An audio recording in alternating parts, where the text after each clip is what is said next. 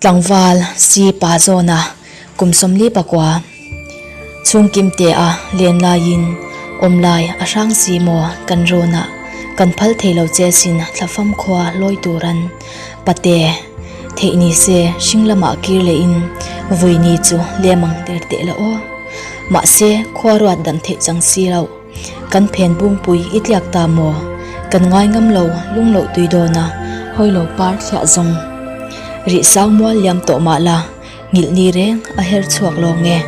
thlafam ngai zong pungrwal an china nga kan run tra na hian nem tu nga in om har nau fa loi thi kan nu le ngei om si a pate i mun ruak lo lum so kan om lo asin i le na pia le pia lam rama chuan sing nun hutiang chonin leng to ma la om har ni chuan min han thli reng thi nang che o kul kum ka te chu lowin hong sila wanangil te chuan thlakhongin lo huak chero se pate mang tha o pui mà ngày rằm khi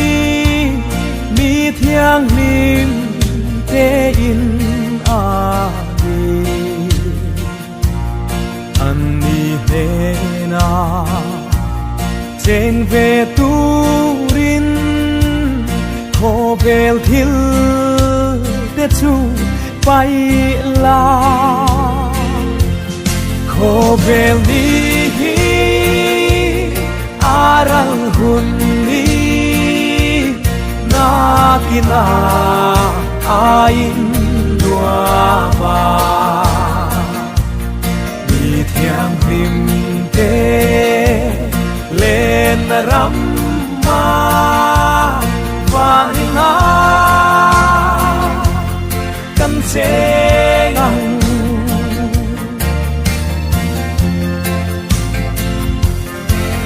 tuanin lua râu pui ta ca lên te sông chung khát ăn ni chu in lua ma cheng về tu rin chỉ tin năm tin ăn so ma khô bel đi aral hunni nakina ain nuama mi thiam him